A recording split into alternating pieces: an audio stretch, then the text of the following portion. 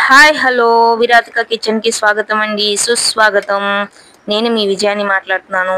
ఈరోజు ములక్కాయ పప్పు మామిడికాయ కలిపిన మామిడికాయ ములక్కాయ పప్పు చేసుకుంటున్నాను. 2 ములక్కాయలు, 1 మామిడికాయ, 3 టమాటాలు, 1 ఉల్లిపాయ, 3 పచ్చిమిరకాయలు తరిగి పెట్టుకున్నాను. ఇలాగా సన్నగా తరిగి పెట్టుకుందాం. మామిడికాయ ములక్కాయ పప్పు ఇది సీజన్ కదండి. ములక్కాయ పప్పు మామూలుగా చేసుకుంటాం, ములక్కాయ కూడా ఇదే సీజన్లో వస్తుంది. ఈ 2 కలిపి చేసుకుందాం. కొత్తగా రుచిగా ఉంటుంది, పుల్ల పుల్లగా ఉంటుంది. చింతపండుతో పని లేదండి, ఒక్క మామిడికాయ వేసుకుంటే చాలు.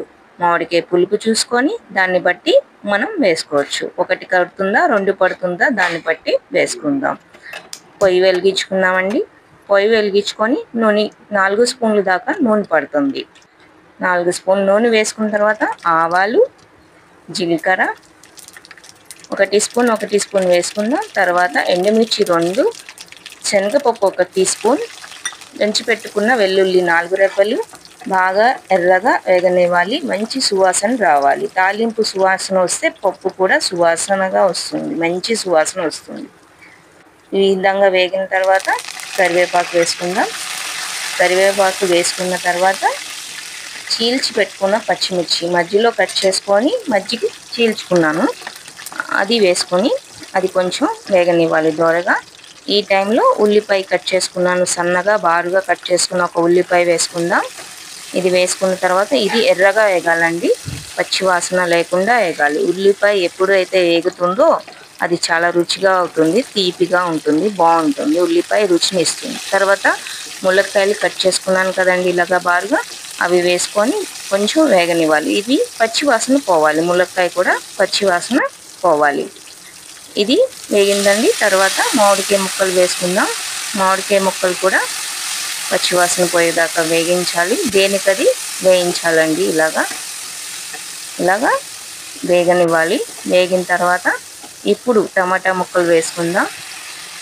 ఈ టమాటా ముక్కలు మెత్తబడేదాకా మూత పెట్టి మగ్గనిద్దాం. మగ్గినాక నెక్స్ట్ ప్రాసెస్ ఏంటంటే, ఇవి చూడండి టమాటాలు చక్కగా మగ్గిందనమాట. ఇవి దగ్గర పడుతుంది. ఈ టైంలో మనం ఇదిగోండి ఇలా మంచిగా కలపాలి. బాగా ముక్కలన్నీ కలియబెట్టిన తర్వాత ఈ టైంలో మనం పసుపు వేసుకుందాం. 1 teaspoon, half teaspoon వేసుకుందాం పసుపు. 2 స్పూన్స్ ఉప్పు వేసుకుందాం. మీకు రుచిని బట్టి మీ ఉప్పు ఎలా వేసుకోవాలో అలా వేసుకోవచ్చు. కానీ నేను ఈ తాలింపు మిశ్రమం వరకు ఉప్పు 2 స్పూన్లు వేసుకున్నాను, 2 స్పూన్ల కారం వేసుకున్నాను. లాస్ట్లో మనం కావాలంటే వేసుకుందాం, టేస్ట్ చేసుకొని రుచిని బట్టి మీ రుచిని బట్టి మీరు చూసి కొద్దిగా వేసుకోవచ్చు.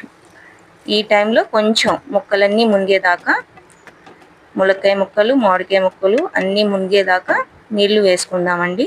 అది సన్న సెగ మీద మూత పెట్టి ఉడికించుకుందాం. ఈ ఉడికింది బాగా ఉడికింది అనకుండా 70% ఉడకాలండి. అన్నీ చక్కగా ఉడకాలి. మామిడికాయ ములక్కాయలు పట్టాలి. తర్వాత మనం ఉడికించానండి 1 గ్లాస్ పప్పు, పెద్ద గ్లాస్తో 1 గ్లాస్ పప్పు కుక్కర్లో ఉడికించాను. టమాటాలకి వీటికి సరిపోయినంత పప్పు చూసుకొని మీ ఇష్టం ఎలా కావాలంటే అలాగా ఆ కొలతలతో వేసుకోవచ్చు. ఇది 1 గ్లాస్ పప్పు వేసుకున్నాను. పసుపు, నూనె వేసి ఉడికించి పెట్టుకున్న పప్పు అండి, అది వేసుకున్నాను. ఇది చిక్కగా ఉంది కాబట్టి ఇది బాగా మరగాలి కాబట్టి నీళ్ళు కొంచెం ఎక్కువ వేసుకొని మరగనివ్వాలి. ఈ టైంలో పైన నొరగలాగా వచ్చింది కదండి, అంటే పప్పు ఉడకలేదని అర్థం. బాగా మరగాలండి. ఈ మిశ్రమం బాగా మరిగిన తర్వాత ఈ విధంగా వస్తుంది, చిక్కగా కొత్త ఉడుకుతూ ఉంటుంది. ఈ టైంలో పప్పు ఉడికింది, కమ్మని వాసన వస్తుంది. ఈ టైంలో ఉప్పు చూసుకొని సరిపెట్టుకొని